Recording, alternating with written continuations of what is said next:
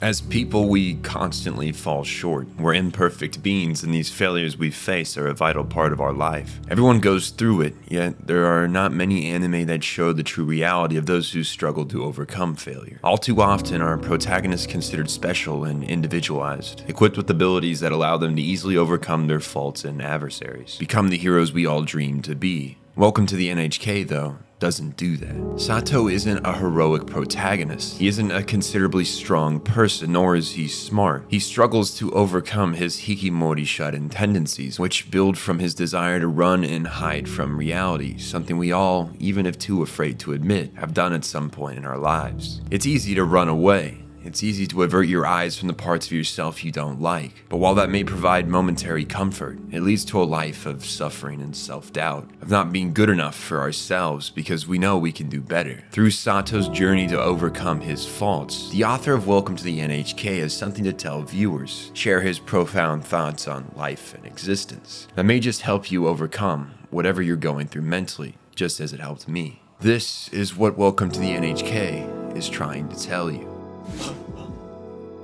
Sato is not a particularly unique man. He's failed to make anything out of his life, his mind ridden with anxiety and paranoia. He lives a hikimori lifestyle dependent on the funds his parents send to him to survive. He chalks up his misfortune to the overbearing organization, the NHK, a fictitious boogeyman from a paranoid recluse's imagination. He believes the NHK targets people like him and forces them to become hikimori. Thus, because such an entity holds so much power, he cannot escape this reality and does not fight to change his lifestyle. At this point, his shut-in lifestyle is so bad that his appliances speak to him, yet still it seems that being hikimori was a personal choice that Sato does everything to justify. Even in the first episode, we see that he is able to leave his house, go to social areas during the night, and in doing so only experiences anxiety off and on. For hikimori, he's still able to move about with only minor discomfort. As long as he has a mission being out, he can function. Enter in Misaki. Sato's main motivator to re-enter society comes in the form of this girl. She has targeted him for her program in which she rehabilitates hikimori shut-ins, though it's clear from the start that she has no expertise. It is just winging this program as they go. For Misaki, this program isn't necessarily out of the goodwill of helping Sato, but finding relief for herself. Misaki, too, hates her life. She feels undesired, unwanted. She has nothing that makes life meaningful. But this program forces someone to lean on her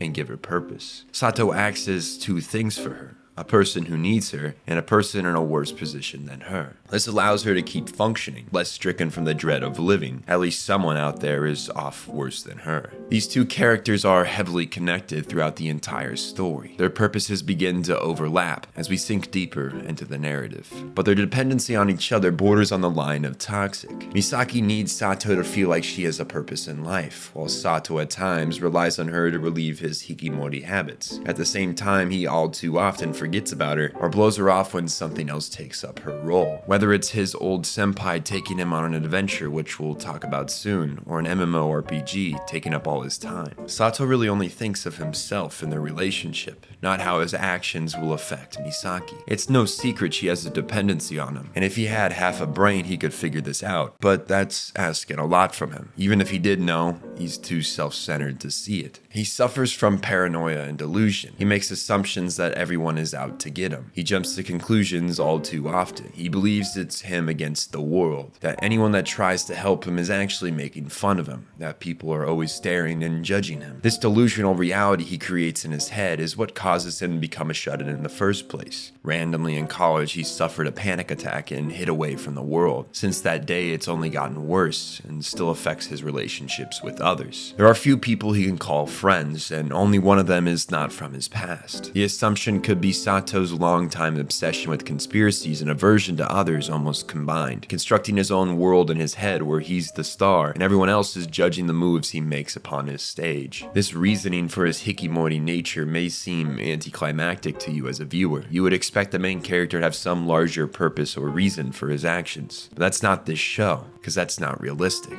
Sato's transition to hikimori is heavily grounded in reality. There isn't always some climactic event that causes a lifestyle transition. Sometimes all it takes is a bad day and a poor mental state to cause someone to retreat from society. Sato has both. The biggest problem he faces, and one Misaki intentionally does not address, as she does not want to lose her only purpose for living, that of meeting with Sato each week, is his poor outlook on reality. Sato sees his life as boring, anticlimactic, and meaningless. And in a sense, he's right. Life can be boring and meaningless. But the thing is, these are just perspectives. Anything can be seen in this light, just as we can see life as amazing and hopeful. Your perspective on your life, no matter how good or bad you have it, will directly impact how you feel, what you're capable of. A man living in poverty who sees each day as a blessing will live a happy and joyous life, no matter what comes his way. A man living in riches who sees each day as uneventful and meaningless will die bitter and depressed. Sato wants desperately to make his life meaningful, but instead of reflecting inward to change his perspective, he looks outward, attempting to fill his life with materialistic things that evoke meaning in him. His expeditions with Yamazaki and Akihabara and making an ecchi game are meant as a testament to this idea. His whole task is just to write a script for the game that is true to his desires of life, making a lavish tale full of drama and romance. That is what he does after some procrastination. At one point, he gets into downloading not safe for work photos, which I'm sure as everyone knows, lewd stuff acts as an easy escape from your feelings and emotions. Your brain overloaded with dopamine from the idea of the birds and the bees. Yamazaki introduces these things to Sato not as a way to continue letting him self-destruct, but a way to help him open his world a little more. Yamazaki found anime and games as an escape from his responsibilities in society, which has treated him rather unkindly. He suffered bullying in high school, and the girl he's been dating in college has ulterior motives behind her actions. It's clear that his dive into otaku culture stems from his bad experiences and reality, and it's led him to believe that all he needs is the two-dimensional screen. He has an unhealthy relationship with the otaku culture, and it's hard to watch as he descends deeper, shutting out more and more of the outside world. In his own ways, Yamazaki too struggles with his place in society. His parents wanted him to be a farmer like them. He desires to become a game developer. Sato and his struggles to create a game play to the beat of this theme. They struggle, they fail. They're forced to reflect and ask themselves why. What was their true motivation for trying to create something in the first place? Was it to share with the world their imagination and creativity? To share something on their mind? Or was it something more selfish? Yamazaki eventually finds his answer and decides that failing as a game developer isn't a regret, but an event that showed him his true path in life. He finds happiness not here, but elsewhere.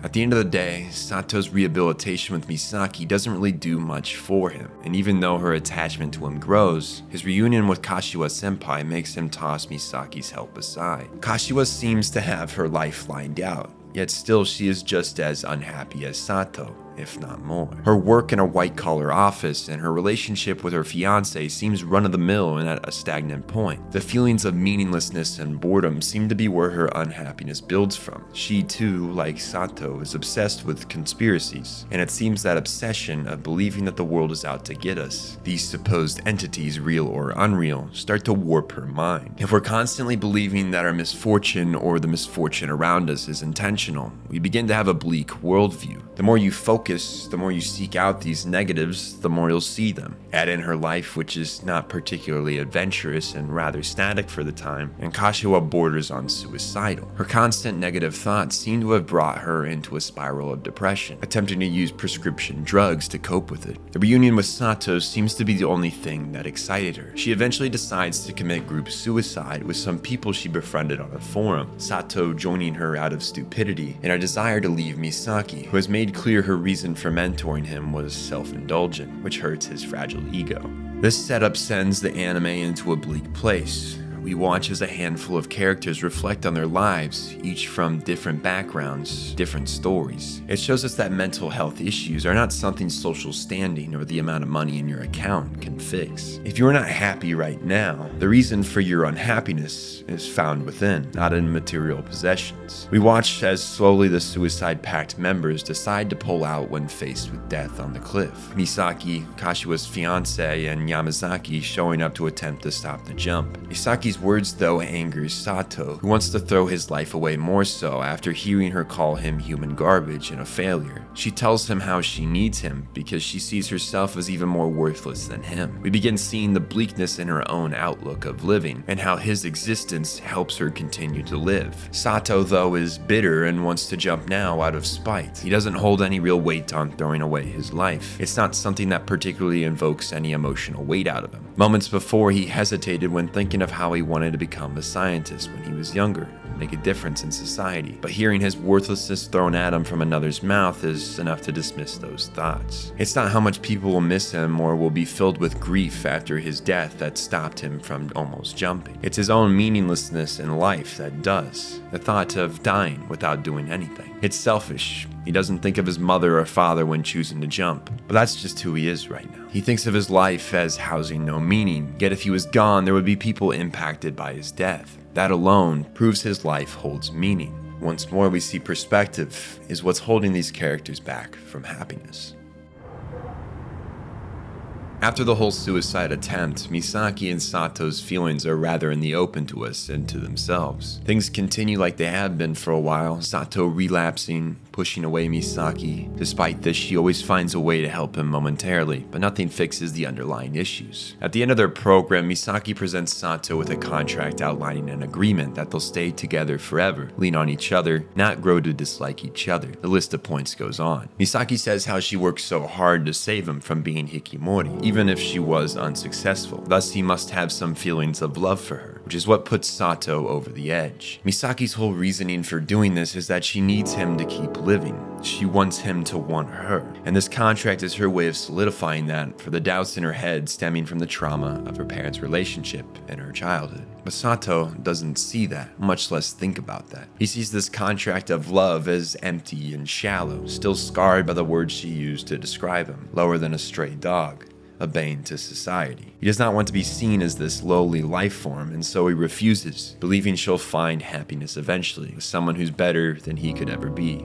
But he's wrong. Misaki is already at a point where she's unable to change her perspective. She's been stuck in the mindset that she is a nuisance and meaningless for nearly her entire life, and so she resorts to suicide to escape those emotions. Without Sato, she doesn't have an outlet. Sato, meanwhile, is cut off from funds, and he is forced to get a job after starving for days, this being the only real thing that can fix a Hikimori. While it may not fix his mental issues, it solves his dependence and stagnation in life. It allows him more chances to change perspectives through more experiences in the world. The need to survive is the only way to force someone into re-entering society. A few weeks of this lifestyle really does a lot for Sato, but for Misaki, this time only sends her down a dark rabbit hole. She collapses in the bathroom and is admitted to the hospital, potentially from a suicide attempt. Sato talks to Misaki's uncle, who she currently lives with. He tells him Misaki's story, how her mother had committed suicide after she remarried a man who abused her for years, leaving her daughter with that man, who then began abusing her. Misaki's life has been full of misfortune, even when taken in by her uncle.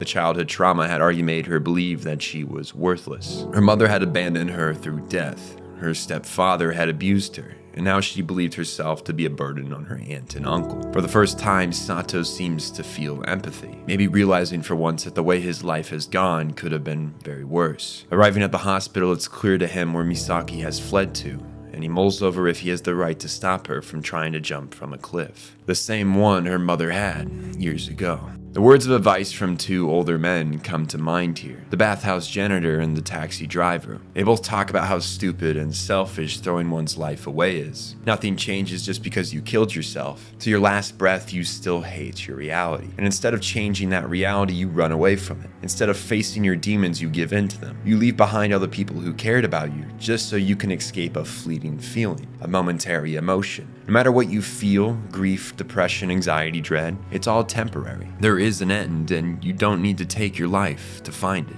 He finds her at the cliff. Here, Misaki confides in Sato, how she's been plagued with resentment for herself, how she can't bring herself to believe in God or anything, so she can't place blame for the trauma in her life on anything but herself. She finds God's existence as paradoxical. If he existed, then why would evil happen? But if he didn't, who could she blame evil on? With this dilemma in place, she can't find happiness. Instead of blaming people and things in her life, or Simply letting go of the pain, she decides to hold on to it and blame herself for the abandonment and abuse. Realizing this, Sato thinks up a stupid plan. He realizes through his life he has shifted blame for anything misfortunate on his conspiracy of the NHK. And so here he plays it up for Misaki, sinking to his knees and rolling around screaming their name. He makes her believe in the mystery of the NHK so that she has a place to unburden her trauma too. If not God, why not this evil organization? He tells her he must perform a suicide attack to defeat the evil that has caused Misaki's sadness,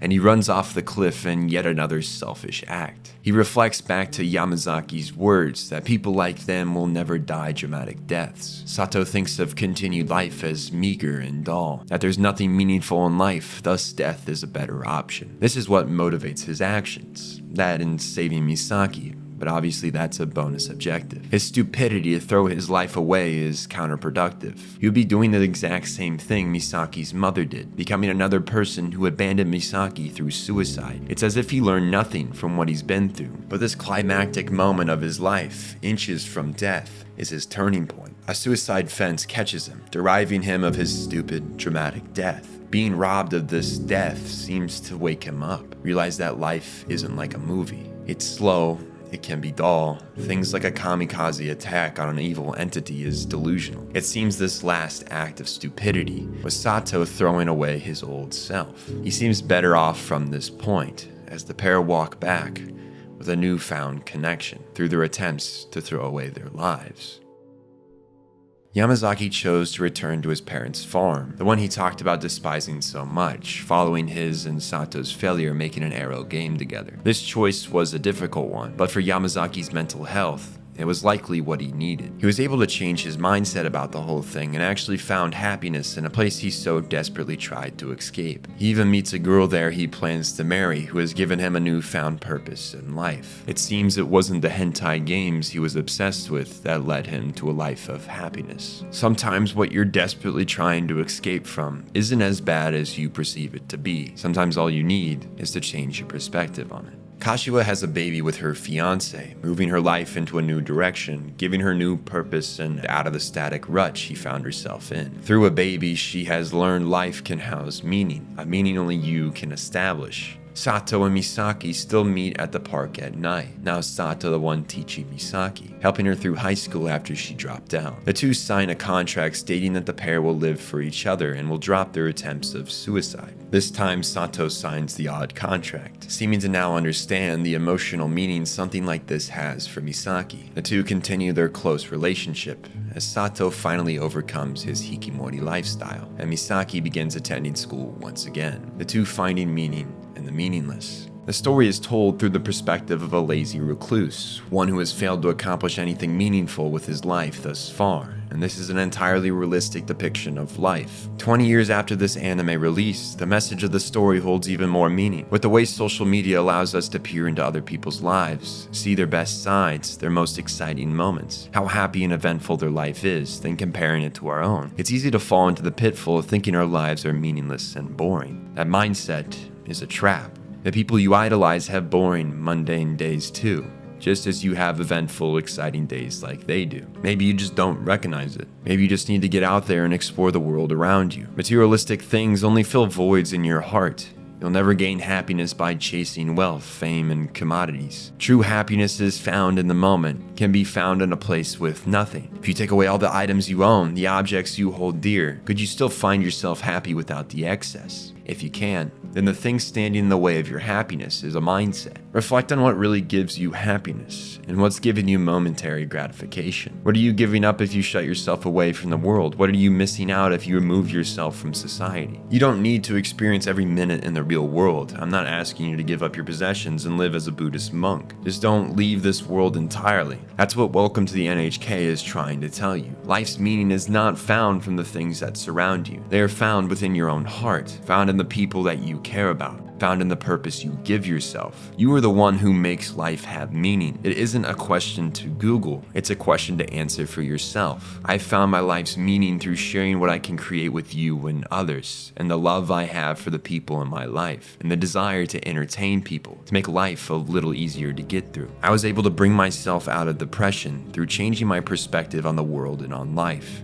And in doing so, my world opened up. It took on new colors. Life seemed magical, like that feeling you have as a kid, when the world seems to be such a grand and unexplainable thing. Sure, I have moments and days where I relapse. I feel powerless against societal norms. I feel the pain of life and its tragedies. Yet that pain means I'm alive, that I can accomplish something with my existence, no matter how big it is or small. If I touch just one person's life, make one person's day just a little better, that's enough to make my life worthwhile. I hope that you can find that too, if you haven't yet, because there is a meaning to your life, even if you've yet to realize that yourself.